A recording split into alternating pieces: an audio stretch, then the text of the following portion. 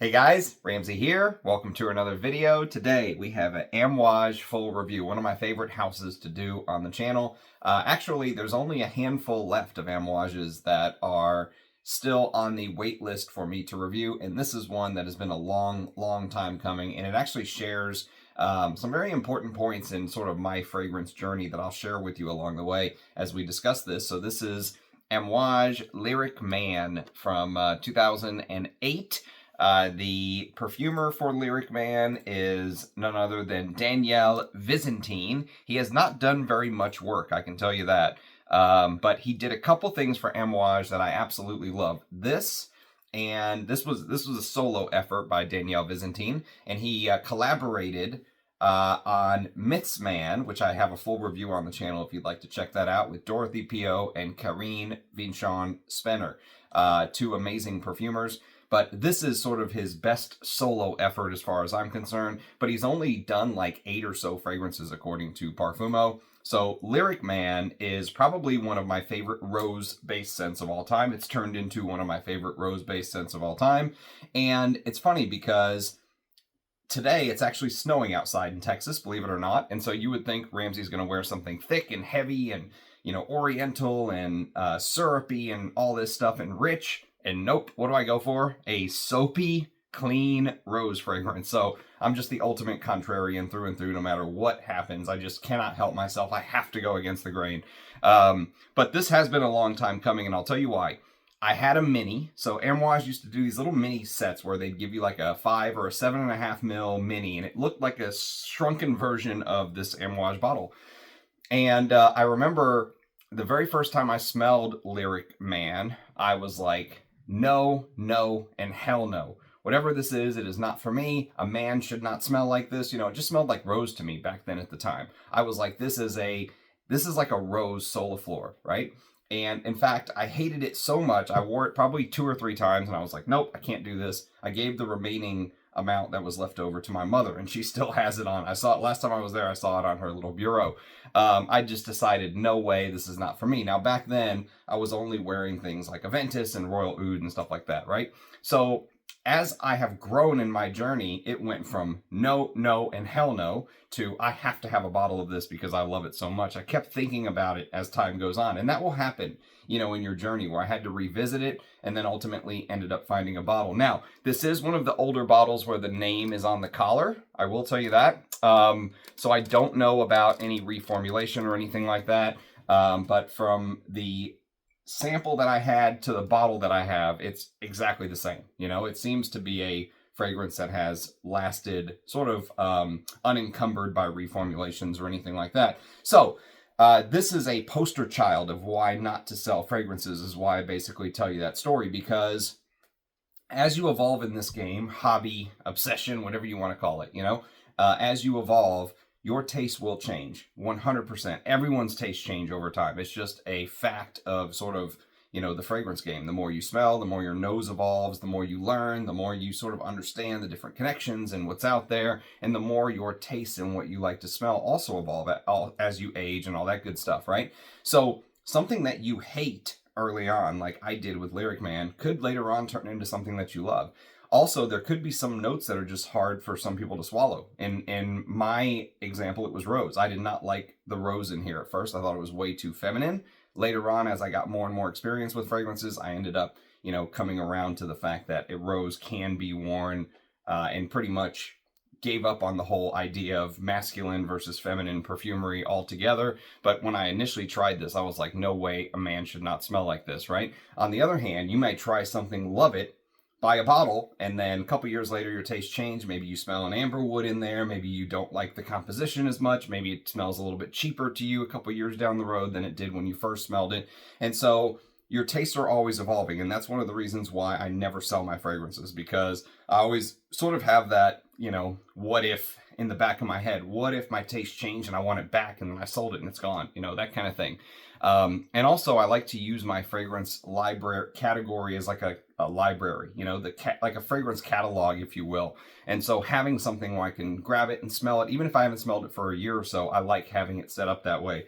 But I just wanted to tell you guys that story because this fragrance has a very important part in my personal fragrance journey. So let's talk about the fragrance itself. Like I said, Lyric Man, kind of they call it a floral, spicy, oriental fragrance, although I think the oriental side is much more muted compared to the woman side. I did a review of Lyric Woman off of a sample a year or two ago, and so you can check that review out if you're interested. That is much more heavier oriental style.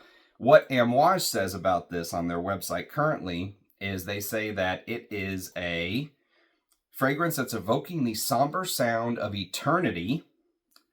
This spicy oriental fragrance is a dedication to the rose infused with angelica, created for the confident gentleman who dares to desire. Desire is a good word for this because of the rose, the seductiveness of the rose.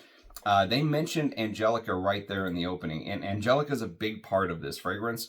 It's a family of plants known as like this umbrella-like plant, basically, and angelica can sort of give you this almost like musky green forest floor-like feeling in perfumery. It's this some say it can have this celery-like smell. I don't know about the celery-like smell. I never really get much of a celery smell, but I do get that green forest floor.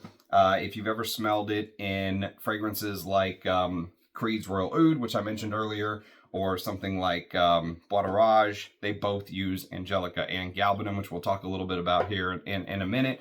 But whereas the woman's version basically opens up like this very deep, seductive, slightly animalic chypre with a rose-heavy sort of tilt, if you will, lustful rose, is how the women's version opens up. In Lyric Man, the rose opens up very, very bright. Let me just do some fresh sprays. Some people said, Ramsey, you need to spray more on your channel, so let us reapply, shall we? So Lyric Man opens up with basically this sort of fresher rose is the way that I would describe it. It's almost exactly the opposite of Lyric Woman. Lyric Woman has that mysterious, dark, complex, animalic rose almost, whereas Lyric Man is a much fresher take on rose, which is usually reserved more for women's releases. Usually when you have a rose dominant fragrance and it's very fresh, you tend to smell that more in fragrances that lean to the women's side of things, right? But here it's the exact opposite. Lyric Man and Lyric Woman have almost seemed to be flipped. But to my nose, I found a lot to like in Lyric Man. So the first time you smell it, even the second or third time you smell it, you may do what I did the first time I smelled it, and I went, wow, this is just rose, rose, and rose. And it is. I mean, in some respect, this is a rose-dominant scent. To the people who say that it is not, I completely disagree. And there are some people who are like, man, this isn't even, rose is not a dominant note in here. I completely disagree. This is a rose-based scent through and through, in my opinion. Now, the rose, when it hits you initially, it hits you in a lot of different ways. So you sort of get a very soft, ethereal, almost like slightly waxy rose, but it's also slightly powdery, but it's very, very fresh, very bright and very, very fresh, okay? Now, as you get to know the fragrance better, because the first time you smell this, I think you may find yourself in a situation where you're like, this is just rose, rose, and rose. But the more you smell it, the more I think the petals open up and you can smell more of the fragrance. So I found a lot to like in Lyric Man as time went on. That was not just the rose. And you can see I probably used, I don't know if you can see the juice, but it's like right here. So I probably used somewhere between 10 and 15 mils if I had to guess. But that combination of green angelica and galbanum, which can sometimes be this very sharp, green, pungent, like resin. I love galbanum. If you've ever smelled things like Dissandras or Devon by Aramis, those are great examples of beautiful galbanum fragrance. Val de Nuit, something like that. But it's a winning combination. When you mix angelica and galbanum, I've never come across a fragrance that has that mixture that I don't just flat out love through and through. So these two both have galbanum and angelica in them. Both Bois de Rage, which I think is the earlier name for French Lover, and then Royal Oud, which this is my second flacon of Royal Oud. I love it so much. I actually ran through a 250 mil, and I ended up getting the 500 mil. And so it has these little hints, of course, also of that Amouage frankincense. Remember, this is 2008. So this is before Amouage started to go down this road of doing things that were not in the traditional Middle Eastern style. I would almost say this is one of the most un-Amouage fragrances, if that makes sense, you know? It's kind of one of those fragrances where even though they're still putting frankincense in everything at this point in 2008, it's probably one of the most off the beaten path Amouages that they've ever done. And you can kind of see Christopher Chong's fingerprints all over the brand, even at this time, doing things like this that are so off the beaten path and different. And I think it was very risky for what they did, releasing this type of fragrance and then switching kind of the gender roles and making them a little bit different. I really like what Christopher Chong was doing even at this point in his tenure. So, but in 2008, they were putting frankincense in everything with their Amouage fragrances. They didn't start doing things without the frankincense until much later. And so here you will get these little wisps of that traditional Omani frankincense that come through, but they're surprisingly muted, you know? It's like just a little bit of the scenery in the background. The main beauty of this fragrance is that striking, lovely rose, and it is just beautiful, through and through beautiful, out and out beautiful, whatever you want to call it, with that gorgeous combination of the galbanum, angelica, and there's actually a third green note that starts to come into play later on to my nose and to the note listing, and that's pine. And so that trio of green fragrances sort of surprisingly makes it a little more green than you might expect, but it's still rose, rose, rose first. Even the little green touches from that trio are sort of, I don't want to say window dressing, but I don't feel like they ever completely dominate, okay? I don't feel like it ever just completely, the rose goes away and it just becomes a green smelling fragrance. No, not at all. Not to my nose anyway. So whereas the woman's version basically starts off with this very seductive, deep, oriental, lustful rose, you could say. In Lyric Man, the rose is extremely bright and fresh and uplifting, invigorating, all that stuff right from the very beginning. And it really dominates the scent even very early on. There are some citruses that are listed. There's bergamot in the top and there's lime. Now, lime to me adds this sort of like spritz of freshness, okay? And bergamot could also add a little bit of freshness, but lime adds something that bergamot almost never does to a composition, and that's this little bit of like playfulness, you know? Lime adds this missing bit of jovial playfulness that is sort of romantic in one sense, but playful on the other hand, okay? Lyric Man, to me, is like the perfect Valentine's Day scent. Like it's almost, if you were going to just pick one Valentine's Day scent from all of my fragrances, Lyric Man would be it through and through, because it has that playful, jovial, likable, you know, romantic side from the rose, where it says, hey, we're going to laugh, we're going to have a good time, we're going to have a wonderful evening together. No matter how it ends up, we're going to enjoy ourselves right now, right? And it has that demeanor about it, that wonderful type demeanor. Many niche fragrances, especially of this caliber and quality, they don't have that. They don't have that ability to balance both the beautiful ingredients, the amazing high quality rose, with that playful spritz, and still smell very elegant and high quality and, you know, romantic. You could wear this to the office if you want. I don't think anything would stop you from wearing it to the office or an interview or something very important. But this fragrance is made for a romantic night out, or, you know, something like Valentine's Day, or, you know, maybe your wife or girlfriend's birthday or something like that, right? It has a beautiful, energetic, uplifting type feel about it. And I think the lime plays a very big role. It's one of the reasons why the fragrance has that demeanor, that character, that energetic, uplifting, invigorating feeling, because the lime plays a much bigger role in the top than most people give it credit for, and it makes the rose feel very, very fresh. And I feel like the lime actually comes out much stronger in the warmer weather. So I've worn this in all kind of weathers over the years while I've had it. I've had it for many, many years now in my collection. And of course, even before I had the full bottle, I tried it many times from the mini that I had. And in the warm weather, the lime comes out much stronger. And in the cooler weather, the citruses tend to tone down more, which is pretty normal. You don't smell citruses as well in the cold anyways. Like with the snow on the ground right now, I don't really get the citruses that much while wearing it today. Interestingly enough, Royal Oud, I mentioned that Royal Oud has the Angelica Galbanum combination, but it also has that lime in the top. So 3 notes out of the note listing you could pick out for Royal Oud. They're completely different fragrances, but just an interesting little sidebar. You don't find many with that galbanum angelica combination, and then to add the lime on top, it's very interesting. So what ends up happening in Lyric is the lime adds that playfulness, but it also makes the fragrance smell a little bit tart in the top, and it highlights some of the spices. So in the very early opening, that's where you can pick out some of the spices the best, because I'm going to tell you why I think that is here in a little bit.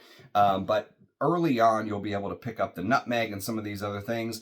But even from the very beginning, right, is in the early minutes of it being on your skin, as it is right now on mine, even with that playful side, that tart sort of lime combination with the rose feels very, very soft, you know, very creamy, very soft, very gentle. I mentioned slightly waxy in a way, but it starts off smelling, the word that comes to mind is clean. Like, imagine a clean rose, and I would say it's bordering on soapy.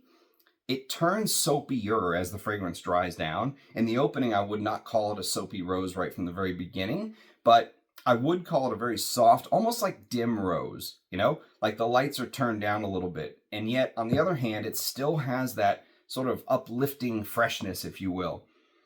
And it takes up a lot of space in the composition, you know? It's even though it is soft and gentle, it takes up a lot of space. So it's fresh, but it's also soft and gentle, if that makes sense. That's the way that the rose is presented in Lyric Man.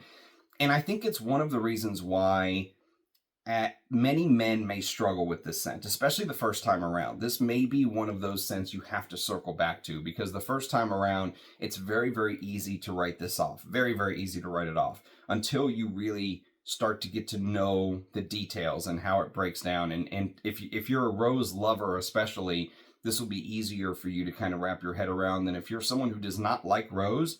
You may write this off right away, you know, which is a shame. But I think it does what it does very, very well, but you have to sort of have an open mind and approach it with, you know, you kind of have an idea of what's about to come around the corner. So there's also a little bit of ginger, speaking of sort of freshness. And I don't get very much ginger. I think probably the ginger just sort of works in tandem with that bergamot lime combination. Maybe it's also weather specific, where I would get more in the heat than I am now, but I'm not getting very much ginger today at all. But I would lump it into that lime with trying to create this almost like youthful, never-ending energy to the scent, right? Now, the first couple times I smelled this back in the day, like a decade ago, I thought this was a rose soliflor. I was like, man, obviously it's not a rose soliflor. But what's interesting is rose really, really dominates the scent, even as it continues into the dry down. But the rose really dominates in a way where it balances on this beam between being a rose scent and also being fresher and lighter. And so basically they created it in a way where it sort of allows the rose to dominate the scent profile, but and clearly the rose takes up the most space. But it's not just a rose soliflor. There's a lot more that starts to come forward. And so what ends up happening is there's this woody profile that comes forward pretty soon. And so even now I'm starting to get little traces of it. And some people have speculated that there is oud in here. Now, I don't personally think there's any oud in Lyric Man. My opinion is there's no oud in here. I think it's probably this combination of saffron, which there is saffron in here, and saffron adds this Middle Eastern combination with woods. And the wood combination that they mention, Amouage mentions anyways, is sandalwood. Okay, so you get this woody sort of saffron combination, which can go slightly chemical from time to time. Here you get more of the spicy side of the saffron, but I wouldn't say there's any oud, not to my nose. I don't pick up any agar wood type DNA in here. So what's interesting about the creation though is that the rose seems to almost just lift itself up. It almost like seems to lift itself up and sort of just rise above the other notes. So as I said, it takes up a lot of space in the scent, but it's light. Imagine, you know, if you've ever seen like a vulture or something just gliding on the air, not flapping its wings, just using the gust to kind of ride up, right?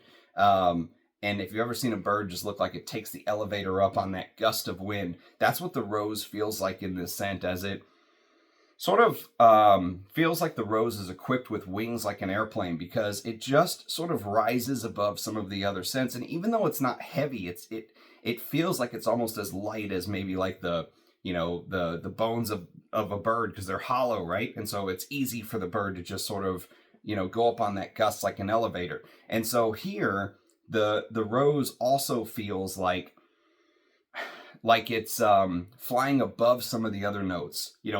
All the notes are flying maybe in the same direction, but the rose is above it. And so you smell more of it. Even though it's light and ethereal and airy and energetic and bright and all that stuff, it still sort of gives that feeling of lightness to it all throughout the scent. It never really goes heavy. And it's the reason I say that there are some notes in here that may seem like they will come off, like when you look at the note listing and when you smell the fragrance, you're going to look at it and go, okay, there's very sharp notes that feel like they have maybe a lot of hard angles, like galbanum or vanilla can really feel like maybe it overtakes something and become a vanilla bomb or something like that. Never does that ever happen in Lyric Man, ever. Time and time again while I wear it, it's always that rose that kind of soars above, stays fresh, stays light, stays airy.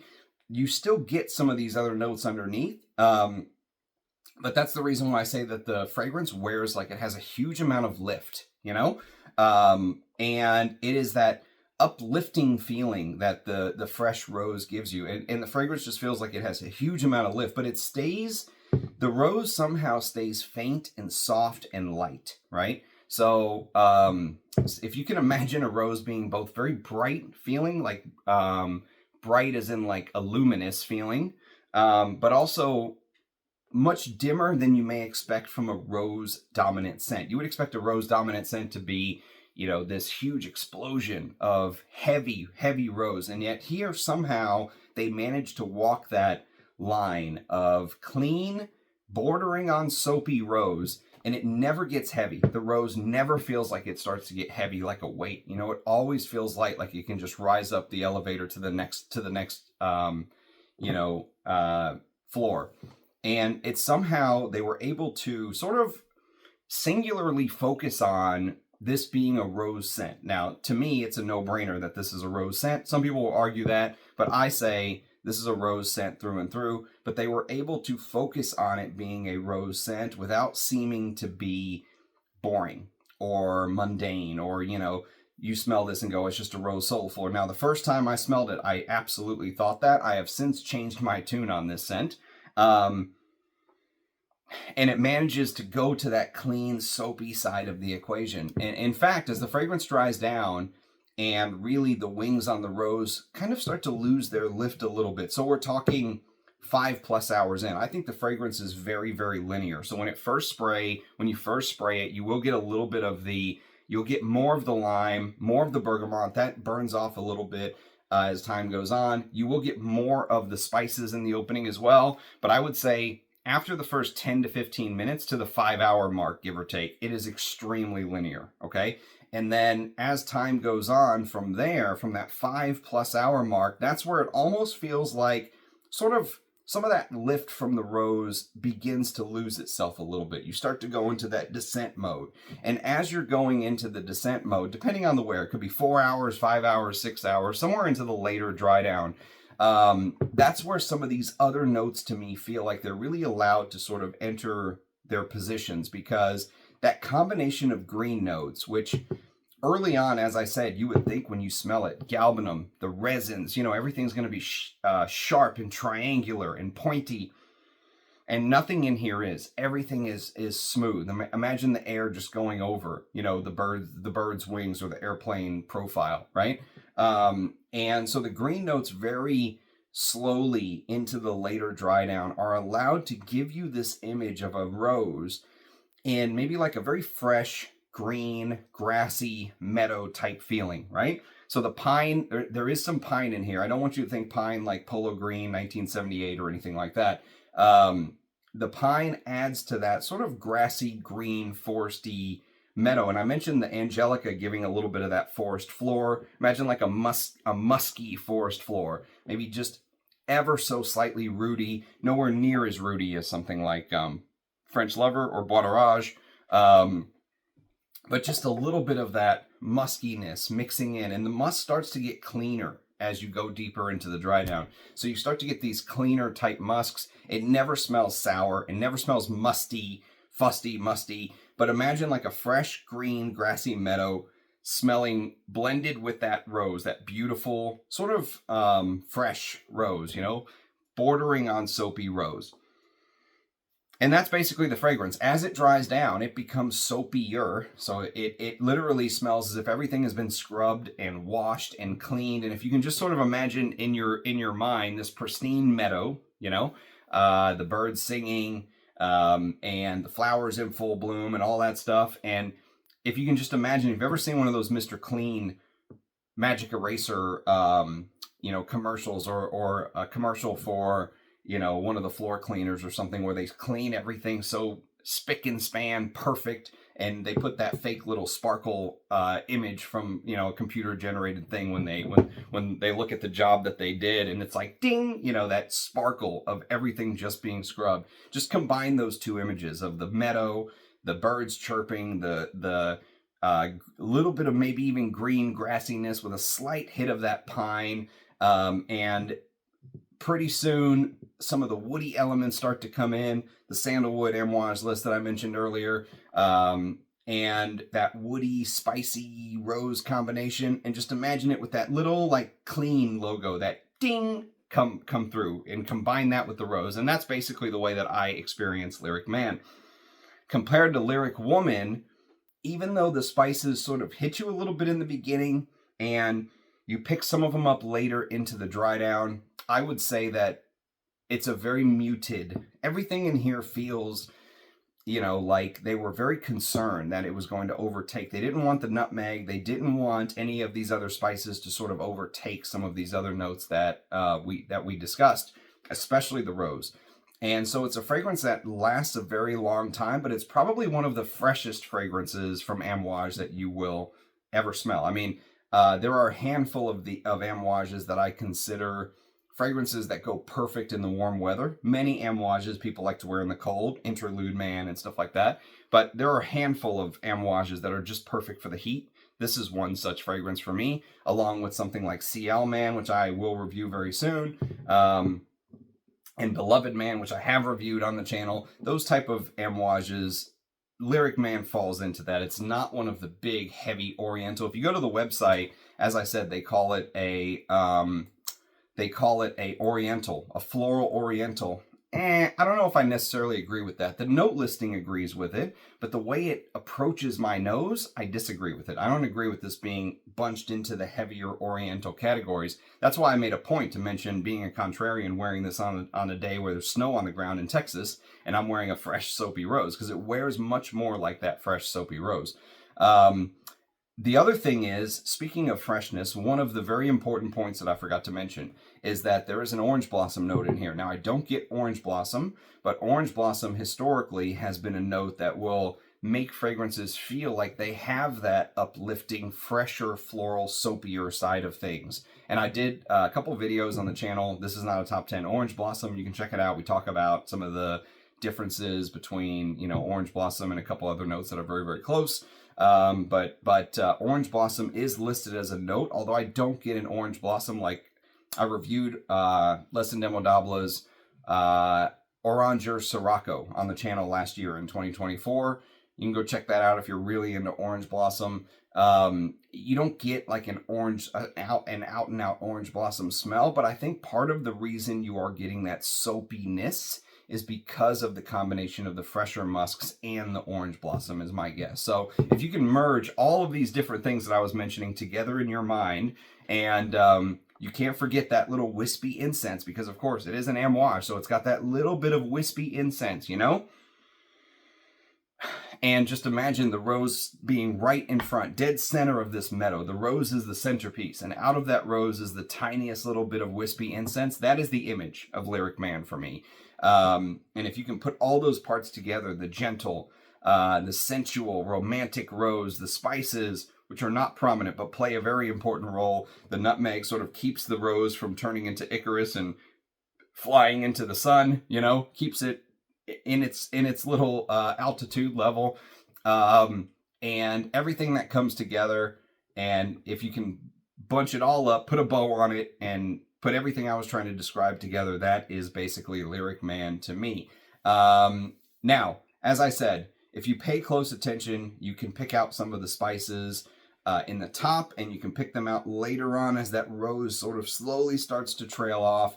And the nutmeg spice combination is pretty nice, although I think the saffron adds this Middle Eastern flair. Saffron always reminds me of Middle Eastern perfumery, and when you mix it with that slight little hint of incense I was mentioning earlier, the saffron incense combination gives you a little homage to Amouage's past, but this is probably the most un-Amouage up until this point. They will start to go even more un-Amouage as time goes on from here, but everything in Lyric is sort of very suave, cool operator, you know, romantic, idealistic, beautiful rose. And if you do not have a rose-centric fragrance in your catalog of fragrances, then this is definitely one to check out, in my opinion. You know, that spicy rose with the warming herbaceous qualities, the green rose kind of combo with the fresh soapiness. Beautiful. Absolutely fell in love with it. And it's kind of one of the few examples in my fragrance journey where I smelled something, went, nope, hell no, not for me. And then I ended up revisiting it and going, what in the world was I thinking? This is amazing, and I absolutely love it, and I need a bottle in my collection. So, another Amouage review by the books. If you have experience with Lyric Man, I'd love to hear your thoughts as always. Leave it in the comments. There's probably a handful, I think, left that I have to do. Sunshine Man, Beach Hut Man are two that come to mind right away. Those are two Amouages that have been on the to review list for a long, long time. But we're coming down to the end. I think Sea Owl Man, Beach Hut Man, Sunshine Man, maybe one or two more, but we're coming down to the end of my Amouage review list. I've done a ton of work on the brand, one of my favorite brands of all time, so this has been a long, long time coming. So Lyric Man from 2008. Of course, Christopher Chong was the great creative director at the time, so I really miss his creative directorship. He gave us some of my all-time favorites. So if you have experience with it, leave a comment. Love to see your faces down below. Cheers, guys. See you next time. Bye-bye.